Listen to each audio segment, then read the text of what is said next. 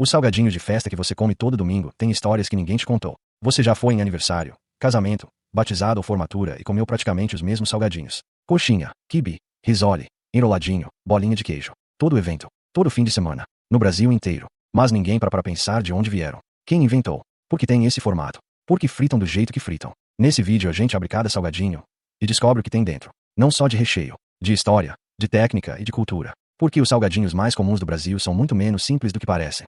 Coxinha. A coxinha é o salgadinho mais famoso do Brasil. E a origem mais conhecida é provavelmente falsa. A lenda do príncipe Pedro Augusto que só comia coxa de frango nunca foi comprovada por nenhum documento histórico. Apareceu pela primeira vez em artigos de jornal, nos anos 1950, mais de meio século depois do suposto evento. O que existe de documentado são registros de salgados fritos em formato de gota em padarias paulistanas nos anos 1920. Sem nome fixo. Sem receita padronizada. O segredo da massa está no caldo de frango.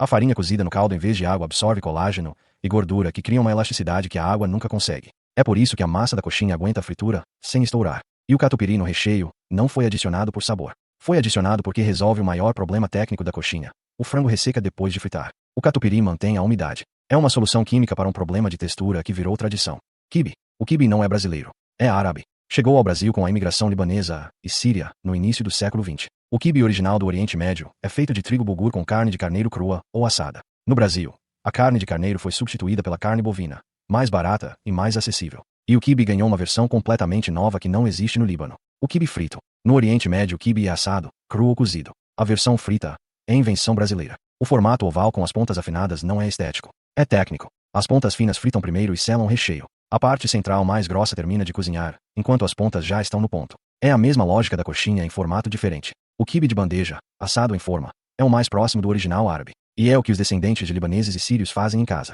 O quibe frito que aparece em toda bandeja de festa é uma invenção brasileira que a maioria dos árabes nunca reconheceria como seu.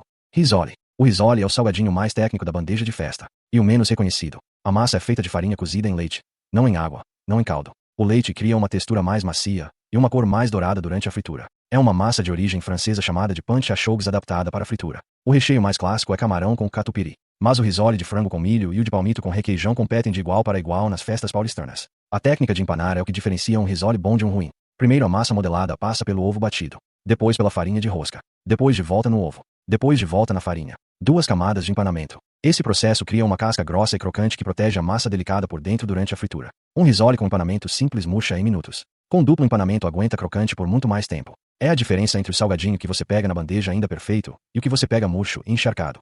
Enroladinho de salsicha. Um enroladinho de salsicha parece o salgadinho mais simples de todos. É o que todo mundo faz quando não sabe fazer nada. Mas tem uma física interessante. A massa de farinha de trigo com gordura vegetal precisa ser esticada fininha o suficiente para enrolar sem rasgar, mas grossa o suficiente para não abrir durante a fritura. Muito fina, a salsicha escapa. Muito grossa, a massa fica crua por dentro enquanto a casca queima. A salsicha dentro da massa cria vapor durante a fritura. Esse vapor precisa ter para onde ir ou estoura a massa. É por isso que os melhores enroladinhos são fincados com um garfo antes de fritar. Os furinhos liberam o vapor de forma controlada. Sem eles, a pressão interna rasga a massa de forma aleatória. Um enroladinho assado, versão de festa infantil e de lancheira, usa massa de pão doce no lugar da massa de fritura. Fica mais fofo, menos crocante e aguenta muito mais tempo sem murchar. É tecnicamente outro produto com o mesmo nome. E ambos têm seu lugar garantido em qualquer festa brasileira. Bolinha de queijo. A bolinha de queijo é o salgadinho com mais variações regionais do Brasil. Em São Paulo, a massa é de farinha de trigo com queijo ralado dentro. Em Minas Gerais, é feita de polvilho e queijo Minas, tecnicamente um pão de queijo em formato de bolinha frita. No Nordeste,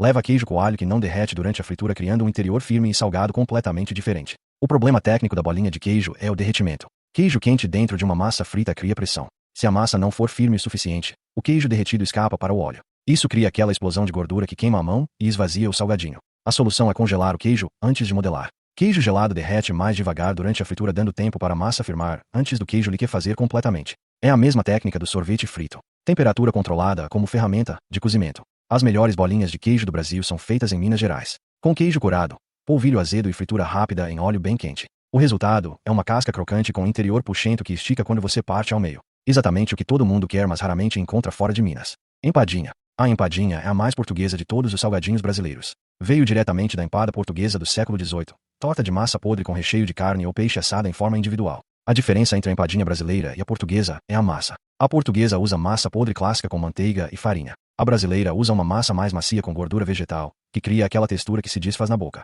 O recheio de frango com catupiry virou o padrão absoluto das empadinhas brasileiras nos anos 1980. Antes disso, era camarão, palmito ou carne moída. O catupiry entrou pelo mesmo motivo que entrou na coxinha e no risole. Mantém a umidade. Cria cremosidade. Equilibra o sabor. A empadinha é o único salgadinho da bandeja que pode ser servido frio sem perder qualidade. É tecnicamente uma torta em tamanho individual. E é o salgadinho que as avós fazem melhor do que qualquer confeitaria profissional. Porque a massa podre perfeita é feita com mãos frias e técnica acumulada por anos. Não com receita e cronômetro.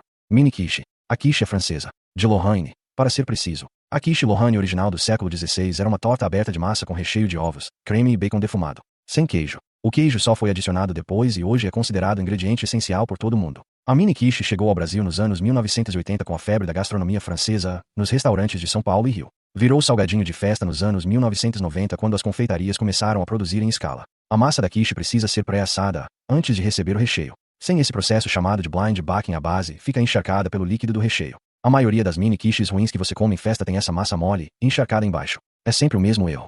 Recheio colocado em massa crua. O recheio da quiche é uma mistura de ovos com creme de leite chamada de royale. A proporção entre os dois define a textura. Mais creme, mais macio e cremoso. Mais ovo, mais firme e borrachudo.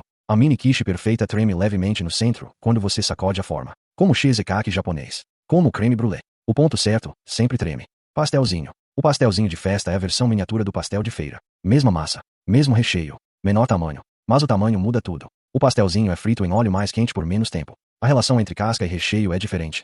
Mais casca proporcionalmente. O resultado é mais crocante e menos recheado do que o pastel de feira. O pastelzinho de carne com ovo é o clássico absoluto das festas do Nordeste. O de queijo com presunto domina o Sul e o Sudeste. O de palmito com requeijão é o favorito das festas mais elaboradas. A versão assada, que virou alternativa para festas de crianças pequenas, usa massa de farinha de trigo com manteiga. É mais seca, menos crocante e completamente diferente do original frito. É o pastelzinho para quem não quer fritar. Funciona, mas não é a mesma coisa. Nunca é a mesma coisa.